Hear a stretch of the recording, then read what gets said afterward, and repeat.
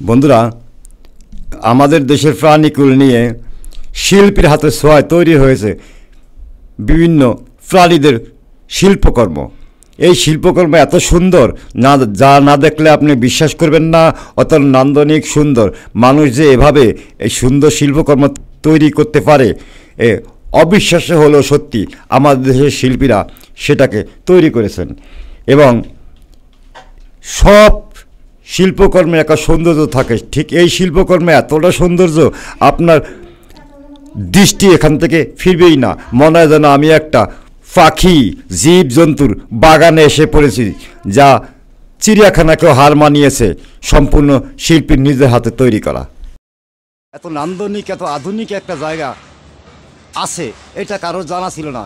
আমি বোধহয় প্রথম আবিষ্কার করেছি এই জায়গাটা। হয়তো অনেকেই জানেন, ব্যক্তিগতভাবে জানেন, কিন্তু সমষ্টিগতভাবে জানেন না। সেই সাভার বাস স্ট্যান্ডে সমস্ত প্রাণীকুলের একটা বিশেষ ব্যবস্থা। এখানে একজন শিল্পী এগুলোকে সম্পূর্ণরূপে তার নিজ দক্ষতায়, নিজ হাতে পেন্টিং ডেন্টিং যাবতীয় যা করে থাকেন, ওনার ওস্তাদ চারুকলার থেকে একজন ডিগ্রিধারী, এবং উনি সেই ওস্তাদের হাত ধরেই এই লাইনে আসেন। এবং এই লাইনে আসার পরেই আজ ওনার সাথে দেখা হয়েছে। আমি ওনার সাথে একটু কথা। ভাই, আসসালামু আলাইকুম। ওয়ালাইকুম আসসালাম। আপনি কেমন আছেন? আল্লাহ রাখছে, আছি ভালো। আচ্ছা, আপনার নামটা জানতে পারি? আমার নাম মোহাম্মদ নবিউল ইসলাম। কত বছর বয়সে এই লাইনে আসেন? এটা কত বছর বয়সে, এটা মনে করো 25 বছর বয়সে এই লাইনে আসেন না? তার থেকে আপনি এগুলো তৈরি করেন, তাই না? যত ডিজাইন নকশা, এটা সম্পূর্ণ আপনার হাতে মনে হচ্ছে। ম্যাক্সিমামই আপনার হাতে ডিজাইন ডেন্টিং পেন্টিং যাবতীয় সৌন্দর্য বর্ধন করা এই প্রাণীকুলের, যা বাংলাদেশের ইতিহাসে নান্দনিক একটি বিষয়বস্তু। আপনার নামটা সুন্দর করে বলবেন।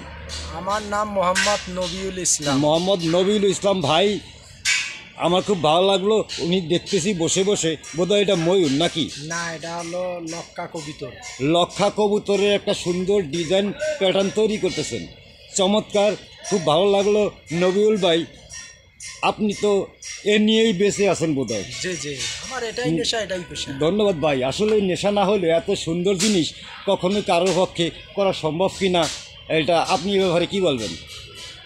আমি কি বলবো, এখন মনে করো এটাই আমাদের জীবিকা, এটাই জীবিকা ধারণ, এটাই আমাদের মানুষের তো একটা ইয়া থাকে। আমাদের এটাই রাত দিন 24 ঘন্টা এটাই নিয়ে গবেষণা, এটাই নিয়ে ধ্যান ধারণা। আপনারা নবিউল ভাইয়ের কাছ থেকে অনেক কথা শুনলেন, ছোট করে, বেশি কথা বলা হয় নাই। নবিউল ভাই, এইটা নেশা, এটা নেশা না হইলে কোনো ভিতরে যাওয়া যায় না।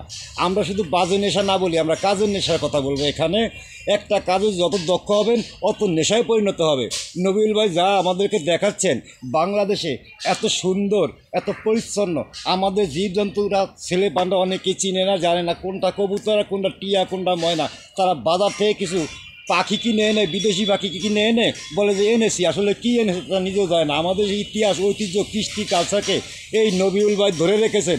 আমি বলবো এরকম একজন মানুষ বাংলাদেশে আছে, নেশায় পেশায় জড়িত, এই সম্পূর্ণরূপে এত সুন্দর সুন্দর কালচারাল চিত্রগুলো দেখেই আমার মন আর মানানো না। তাই নবিউল ভাইয়ের কাছে আসলাম, তার কাছে জানতে চাইলাম। নবিউল ভাই, আপনার ছেলে মেয়ে কজন? আমার ছেলে 2টা। আপনার হোম ডিস্ট্রিক্ট কোথায়? রংপুর। রংপুর থেকে ঢাকায় এসেছে আপনাদেরকে রং ধরানোর জন্য। সেই রং ধরানোর পদক্ষেপটাই এখানে আপনারা দেখতে পাচ্ছেন। রংপুরের মানুষ ঢাকায় রং ধরায়, অল বাংলাদেশ তথা বিশ্বকে রং ধরিয়ে ছেড়ে দিলেন, যা না দেখলে কেউ বিশ্বাস করবেন না। আপনার ফাঁকে ফাঁকে একটু দেখেন, চমৎকার এত সুন্দর সুন্দর দৃশ্য প্রাণীকুল, না দেখলে কেউ বিশ্বাস করবেনই না যে আমাদের দেশে একটা লোক এত কিছু করতে পারে। হ্যাঁ, সম্ভব। অদম্য চেষ্টা, অদম্য প্রচেষ্টা না হলে কখনোই কেউ এত কিছু করতে পারে না। সেই নবিউল ভাই তার দৃষ্টিনন্দন চোখ দিয়ে সুন্দরভাবে, পরিচ্ছন্নভাবে সাভার বাস স্ট্যান্ডে তৈরি করেছেন এবং বিশ্ববাসীকে দেখিয়ে দিয়েছেন যে আমরাও পারি। সেই বাংলাদেশে তথা বাংলাদেশের ঢাকা সংলগ্ন সাভার বাস স্ট্যান্ডে আসলেই আপনি, থানা বাস স্ট্যান্ড বলা চলে, আসলেই আপনি এখানে পাবেন এই আমাদের নবিউল ভাইকে। চমৎকার নবিউল ভাই, আপনি এমনি শারীরিকভাবে ভালো আছেন? জি আমি ভালো আছি। আলহামদুলিল্লাহ ভাই, আমি শারীরিকভাবে ভালো আছি। দেখেন ওনার এখনও গায়ে রং লেগে আছে, উনি রং নিয়ে খেলাবেলা করতেছে, রং ছাড়া ওনার কাছে আর কিছু মনে হয় না। চমৎকার ভাই, আপনার সামনে আপনি কি দর্শকদের উদ্দেশ্যে কিছু বলবেন কি? দর্শকদের উদ্দেশ্যে কি বলবো, যে আপনারা আসেন, এখান থেকে সৌন্দর্য উপভোগ করেন, এখান থেকে আপনারা আপনাদের প্রয়োজনীয় জিনিসগুলো নেন, সবাই দেখুক, জানুক আমাদের হাতের কারুকার্য কাজগুলো সবার মাঝে ফুটে উঠুক, এটাই আমরা আশা করি সবার কাছে। ধন্যবাদ, সবাই আসুক।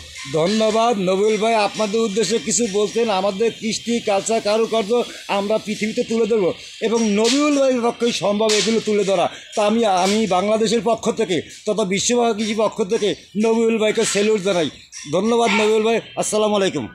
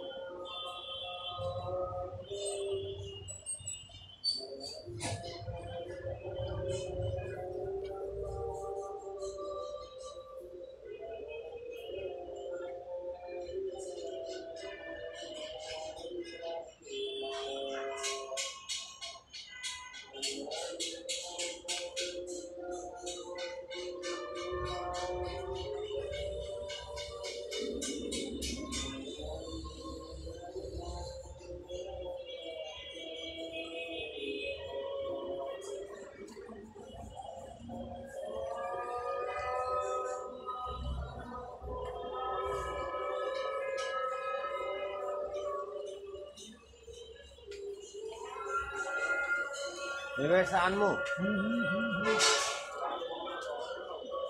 না পাওয়া গেলে এই কাছ থেকে নিয়ে আসবেন, না পাওয়া গেলে এদিক থেকে নিয়ে আসবেন।